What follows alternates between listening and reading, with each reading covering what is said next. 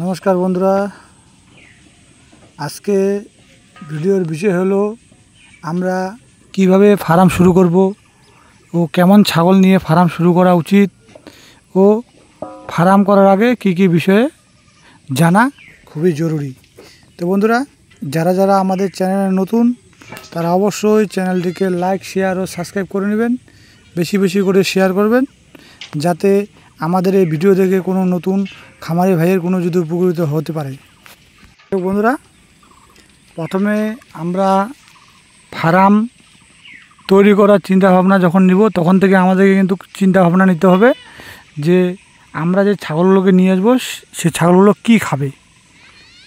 তাই কিন্তু বন্ধুরা, ছাগলের খাবারের যোগানটা কিন্তু পুরোপুরিভাবে আগের থেকেই ঠিক করতে হবে। ছাগল আনার পরে যদি আমরা খাবারের যোগান ঠিক করার চেষ্টা করি, তাহলে কিন্তু ফার্মিংয়ে সাকসেস হবে না।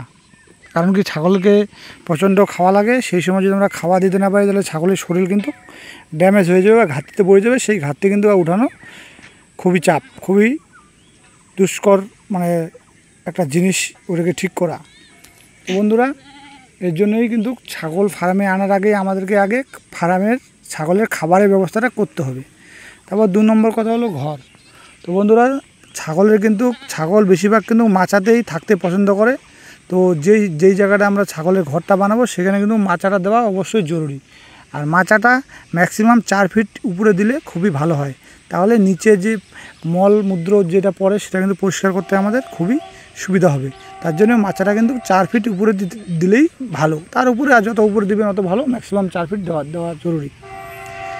আর হলো যে আমরা ঘরটা বানাবো, সেই ঘরটাতে যাতে হাওয়া বাতাস প্রবেশ করতে পারে, ঘরের ভিতরে যাতে দিনের বেলায় হাওয়া বাতাস প্রবেশ করতে পারে, সেরকম সাইডে বা সেরকমভাবে আমাদের কিন্তু ঘরটা বানাতে হবে। তাহলে ঘরের ভিতরে যেই সমস্ত গ্যাস আসে সেগুলো কিন্তু বের হয়ে যাবে। তাহলে ঘরটা কিন্তু গন্ধমুক্ত থাকবে বা ব্যাকটেরিয়া বা ভাইরাস মুক্ত থাকবে। এগুলো কিন্তু ঘরটা আমাদেরকে বানাতে হবে। তারপরে হলো ছাগল কেনার বিষয়। ছাগল যারা ফার্মিং করবে ভাবছেন বা করবে বা করছে বা শুরু করবে, তাদের জন্য এটাই হলো বড় কথা। ছাগল কিন্তু সবসময় ভর্তি ছাগল আনতে হবে, প্রেগনেন্ট ছাগল কিনে আনতে হবে। পাঠির বাচ্চা দিয়ে যদি আমরা ফার্ম শুরু করি, ছোটো বাচ্চা দিয়ে কিন্তু আমাদের একটু সময় লাগে। একটা পাঠির বাচ্চা নিয়ে আসলাম, আমার ফার্মে রাখার পরে 6 মাস পরে আবার হেঁটে আসলো, তার 6 মাস পরে বাচ্চা দিল, তাহলে কিন্তু আমাদের একটা 1 বছর টাইম কিন্তু বেস্ট হয়ে যাচ্ছে। ছাগলকে কিন্তু 1 বছর খাওয়াতে হবে, কিন্তু এর রেজাল্ট কিন্তু আমরা ঠিক পাবো না। তাতে ফার্ম কিন্তু লাভের দিকে যাবে না। তার জন্য সবসময় ভর্তি ছাগল কিনতে হবে, যাতে 2 মাস 3 মাস পর যাতে আমার ফার্মে এসে ছাগলটা বাচ্চা দেয়, ওরকম ছাগল কিনতে হবে।